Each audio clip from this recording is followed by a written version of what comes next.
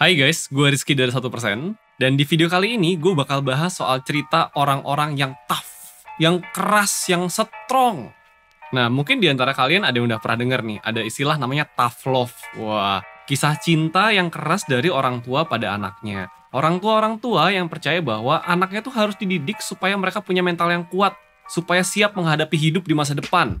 Namanya tough love gitu. Itu nggak jahat. Kenapa? Karena dasarnya cinta gitu. Meskipun kadang-kadang kelihatannya brutal aja gitu ya. Anaknya lagi nangis malah dimarahin. Anaknya lagi senang dimarahin. Anaknya lagi dapat nilai jelek dimarahin. Anaknya dapat nilai bagus tetap aja nggak dipuji gitu. Tough love. Biar kamu nanti kalau sudah besar jadi orang yang kuat. Nah, buat kalian yang pernah mengalami ini di masa kecil kalian, atau kalian yang sekarang berpikir, kenapa sih gue ini gak bisa jadi orang yang tough, yang kuat, yang keras, yang strong gitu. Gue bakal bahas, apakah lo emang harus jadi orang yang tough buat bisa hidup dengan bahagia gitu di masa depan lo. Atau jangan-jangan harusnya hidup tuh gak kayak gitu sih. Hidup kan cuma sekali ya. Masa sih kita gak berusaha nikmatin ini? Simak video sampai habis ya.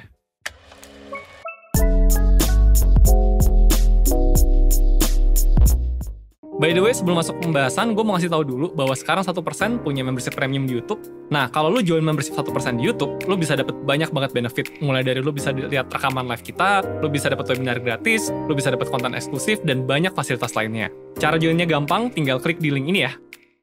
Oke, pertama-tama kita bahas dulu deh. Apa iya hidup itu harus tough, harus keras, harus strong gitu? Kalau lo punya pilihan, misalkan lo punya pilihan buat beli kendaraan apapun yang lo mau gitu. Apa iya yang kendaraan paling baik adalah kita beli tank?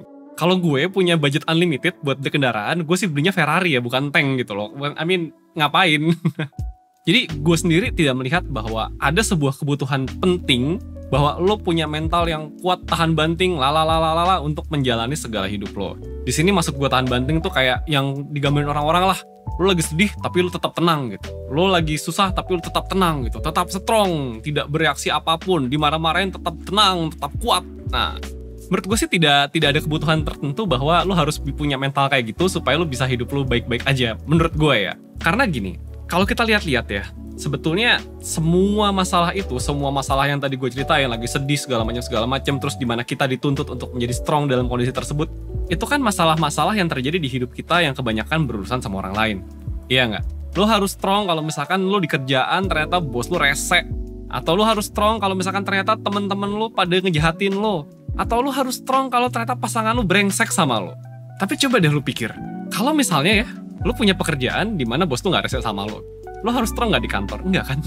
Atau misalkan lo punya pasangan tapi nggak brengsek sama lo harus strong nggak? Ya enggak kan? Kalau lo punya teman-teman yang baik-baik aja, yang nggak toxic, lo harus strong nggak? Ya enggak kan? Dan coba gue tanya sama lo, bisa nggak lo pilih pekerjaan lo? Ya bisa kan? Lo bisa milih buat tidak bekerja di situ gitu. Bisa nggak lo milih teman-teman lo? Ya bisa kan? Lo bisa pilih buat berteman dengan yang lain. Bisa nggak lo milih pasangan lo? Ya bisa kan? Lo bisa aja memilih buat melepaskan pasangan lo yang rese ke lo itu supaya biar orang lain aja yang diresein bukan lo gitu. Bisa kan sebetulnya? Coba, buat lo yang mikir nggak bisa, kenapa coba?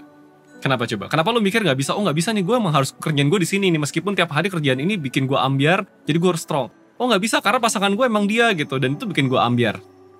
Kenapa coba lo mikir lo nggak bisa?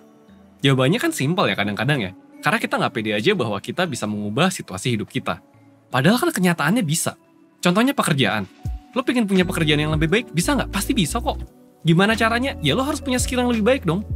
Semakin jago lo dalam bidang kerja lo, semakin banyak pilihan yang lo punya. Iya kan? Jadi kalau di sini nggak suka, lo bisa pindah ke tempat lain. Sama aja kehidupan personal lo juga gitu. Kalau misalkan lo punya temen yang nggak asik gitu kan, kalau lo punya skill sosial yang oke, lo punya dong pilihan buat berteman sama orang lain. Kalau lo secara value oke, pasangan lo sekarang rese, lo punya dong buat pilihan buat ganti dengan pasangan yang lain. Iya nggak? Jadi ada nggak kewajiban buat lo menjadi tough? Ada. Kenapa? Ketika lo orang yang nggak punya pilihan. Tapi ingat, hidup itu cuma sekali, masa nggak bisa dinikmati? Dan gue bisa berargumen bahwa di zaman ini, lo selalu punya pilihan. Apapun itu ya. Ini tentu saja berbeda dengan generasi orang tua kalian gitu dulu ya. Jadi kenapa sih orang tua tuh pada banyak yang ngajarin tough love, anaknya diginin segala macam. Menurut gue masuk akal aja. Kenapa? Karena zaman tuh udah beda. Zaman dulu itu pilihan tuh nggak banyak. Contoh kita mau ngomong kerjaan aja. Sekarang kan lu mau cari kerja, situs udah banyak banget, tinggal milih. Zaman dulu kan cari kerjaan susah. Lu cuma sih baca koran, ngecekin iklan gitu kan repot gitu. Cari jodoh gitu. Sekarang Lo tinggal cari di internet, ketemu orang bisa kenalan. Kalau dulu kan terbatas banget, cuman orang di sekitar rumah lo doang atau sekitar kerjaan lo yang bisa lo temuin. Jadi memang zaman dulu kemungkinan untuk orang berpindah lingkungan itu jauh lebih sulit. Artinya banyak orang yang udah stuck dengan pilihan hidupnya itu-itu aja. Tapi kan ini udah beda zaman gitu kan. Jadi buat lo yang sekarang ngerasa, oke, gue emang harus tough. Dari kecil gue diajarin buat tough. Karena emang hidup itu kadang-kadang berat gitu. Nah sekarang coba tanya lagi sama diri lo, emang iya hidup lo harus berat? Emang gak ada cara lain buat hidup yang gak seberat ini gitu? Ingat, hidup cuma sekali, masa gak bisa dinikmatin sih? Ya gak? Dan kadang-kadang ya, yang lucu tuh, kita tuh mikir sosok yang kuat, sosok yang strong, sosok yang tough, itu adalah sosok yang tidak reaktif. Dalam artian lu dimarahin, lu diem, santai. Atau misalkan lu disakitin, lu tetap strong, santai. Tapi pernah gak mikir bahwa orang yang kalau misalkan disakitin, itu tidak bereaksi, itu ada dua kategori. Pertama, orang yang beneran kuat. Kedua, orang yang udah mati di dalam, dead inside, mati rasa. Nah, coba tanya sama diri sendiri, coba. Lo yakin dengan cara hidup lo sekarang nih, yang lo berusaha jadi orang yang kuat, sok-sok kuat segala macem, beneran kuat? Jangan-jangan lo simply dead inside aja, ya nggak? Jadi gitu ya, kalau buat gue, hidup itu nggak harus keras. Karena hidup tuh nggak harus keras, maka lo nggak harus jadi orang yang tough setiap saat. Hidup tuh buat dinikmatin kok.